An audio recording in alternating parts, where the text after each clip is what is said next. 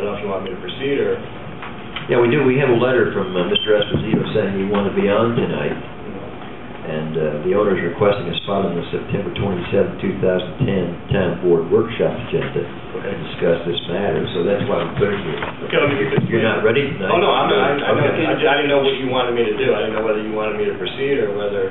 Sure. Okay, as you know, there was a local law that when there were zoning laws were changed, it grandfathered in certain projects. Mr. Feeney, A&L Acres, has this was a two-phase project that we have conditional final on phase 1, which expires in April, and this is now, we're looking to have phase 2 have the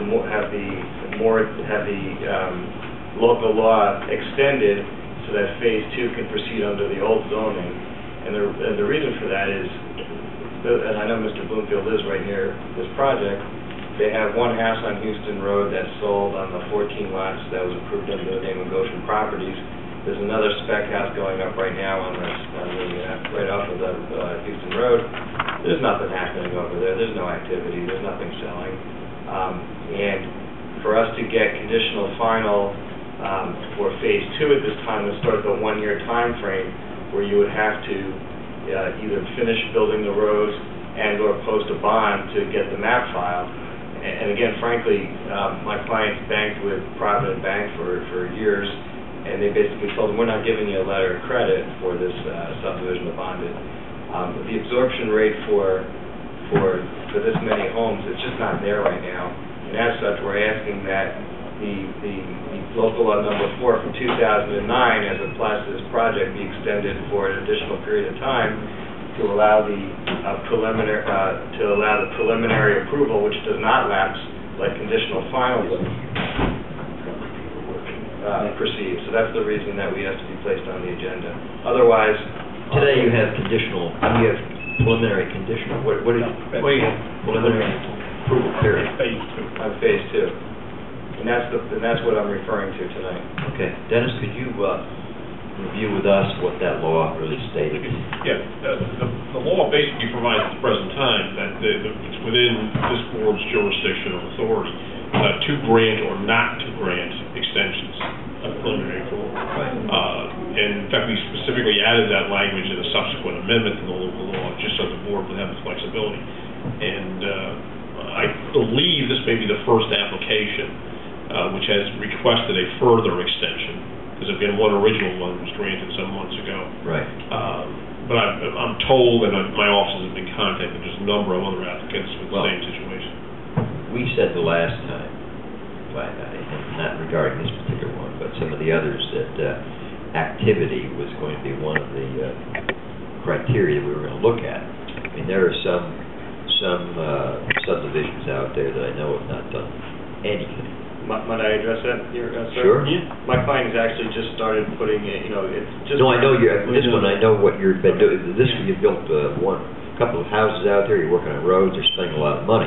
This is a different, I'm just trying to, for the board, to reflect what we did about a year ago, or 9 months ago, because there are some that have done nothing, and they're going to come back, I'm sure, at one extension. Just to remind the board that one of the reasons for the exemptions from the new zoning, if you will, was to allow applicants who had obtained some level of approval status some protection in that regard. Right. And again, it was clearly voiced at that time that the board philosophically did not want to continue this quote-unquote old zoning indefinitely, and it was going to be up to the applicants to demonstrate interest and activity with regards to particular applications. I think in almost every instance, when any of these applicants came in for an extension of their preliminary approval, they were told to that effect.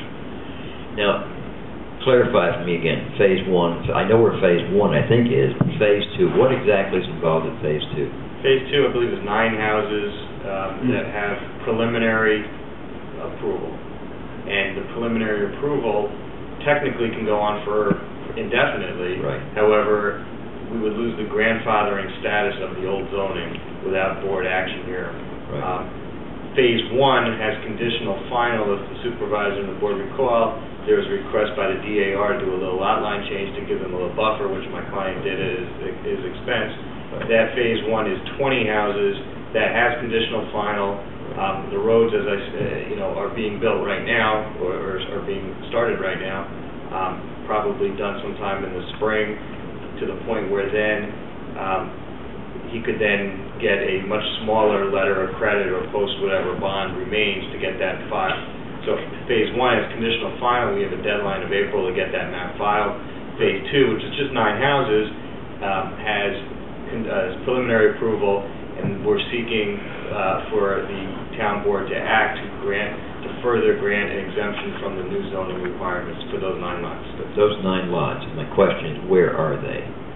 I'm sorry, that I can't tell you. I don't have the maps here tonight. Is there a road there already nearby where those are?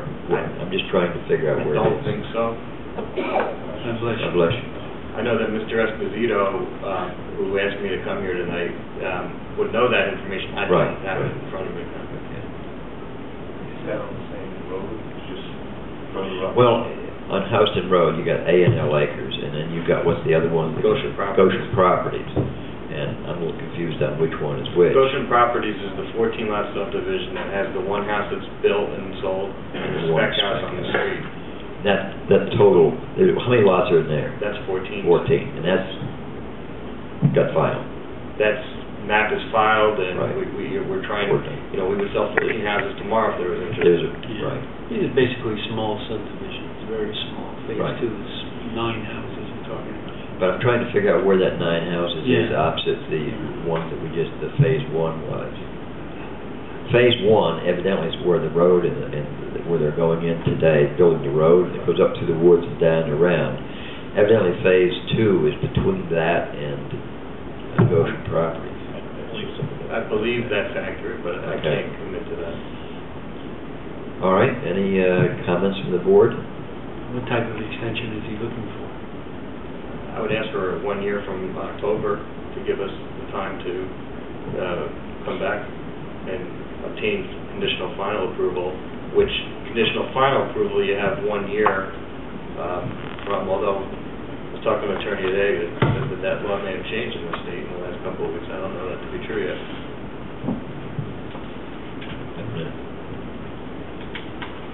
But that would give us 1 year to come back and get conditional final approval under that old zoning. Right. For the board, I guess, one thing that I'd like to say about what's been going on, I've been watching one house built and sold, another spec house being built, roads being put in, infrastructure, water retention ponds, so forth and so on. I mean, there's no question the Feeneys are spending a lot of money out there, and things are moving along. And at great cost to them. So I do see action. I can't speak on this 9-lot subdivision for phase 2, but surely on the other 2 they're moving right along. Well, with the tightenings of the banks, I'm sure there are lots of hardships that are being created on these small developers, local developers. So, I mean, I'd be inclined to, with small subdivisions like this, and understanding the tenor of our times, I don't think I'd have a problem with this. Only because they're using just old water protocols that they've gone through already. So that is the only factor. Right, it's the only factor. Everything else, he will adhere to the current zoning. So I really don't have a problem with that at all. Again, I do suggest to make note to the board that you need not decide this issue tonight. In fact, I would recommend that you do get input from your engineers and your planning personnel. Because again, this is going to be an issue, a recurring issue, not just this application, but others. But I would like to reiterate with the board what we said the last time, 9 to 10 months ago, is that if there's no action by the land developer, I don't mean about phase 2, I'm talking about everything, that